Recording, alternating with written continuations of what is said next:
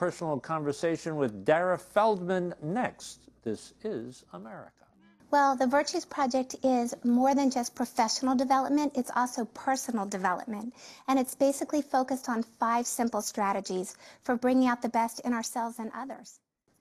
Well, can I address the good? Yeah, please. So, Dennis, what is good? What does good look like? Oh boy, okay, did I get and nailed, that huh? was a rhetorical question. And so it was interesting. I was with the talking to the founder of the Virtues Project, Linda Cavillon Popoff, and we were watching Oprah when she was sharing about her school and the Oprah special, and how all these girls who really persevered through such difficulties made it, and she would be talking to them, and she'd be saying, "Oh, you're such a good girl, you're such a good girl." And we were both going crazy, going, what does good look like? These kids have determination, they have leadership, they have perseverance, they are excellent in what they do. And so by naming the specific virtues, it gives that authentic self-esteem instead of saying good, good, good, good, good all the time, because then the kids are like, I'm going to need more praise, more praise, more praise, more praise. Oh. Understand the difference? So the difference between virtues and values. Yeah, I wanted to ask you that. Okay, virtues are universal truths. If we gave a list of all the virtues and said, does anybody have a problem with these words? Would you like to possess these qualities? Would you like the people that you work with, teach with, your children to have these qualities? Everybody would say, absolutely.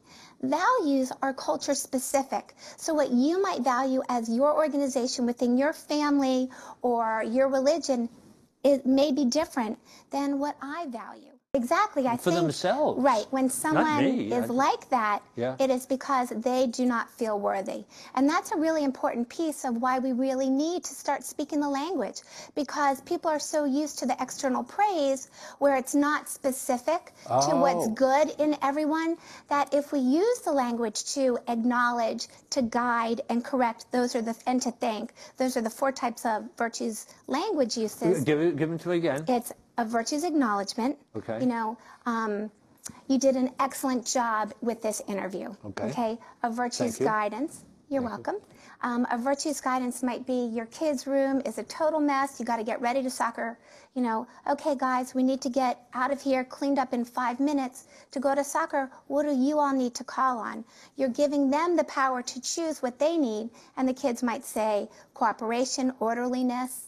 Boom, boom, boom, they clean up and out they go, instead of saying, hurry, hurry, hurry, clean up, clean up, clean up. You know, we're trusting the children to know what's right for them. They know what they need to do. So we got a whole new vocabulary here. It is. Did we cover all 4? We covered 2. So it's virtues acknowledgement, virtues guidance, and a virtues correction. So in a school situation, the principal's standing up in front of the school at an assembly, and the kids are talking, and traditionally we clap our hands, shh, shh, do the quiet sign. If an administrator would say, boys and girls, please be respectful and stop your talking, there's something about that word respect, because it's a virtue. People know what it means, and it calls you to being respectful. Gets quiet, it works every time. So what's the purpose of the project overall? Does it cut across? Would the same thing go for a family as would go for a school, would go for an organization? 5 strategies are 5 strategies. It's speaking the language, teachable moments. Teachable moments. Teachable moments. So instead of saying That's like the kids cleaning up the room to go to the soccer. In part. You know, children are not born bad. Things happen, and it's our job as adults to guide them to learn the life lessons that they're supposed to learn. And as adults, sometimes smart adults make choices that aren't in our best interest or in other people's best interest. So the teachable moment is saying, okay, what happened here? What's the lesson in it? What virtues do we need to grow and develop here? And make a change. We just have about a minute or so left. Well, the virtues are the content of our character. And it's really critical right now in the U.S. that we bring this back into schools to work on performance character and moral character. If we're so focused on the performance character and the academic rigor, we're going to create kids who are really smart but not good, caring individuals. I was going to say you did a fine job, but I don't want to say you did a fine job.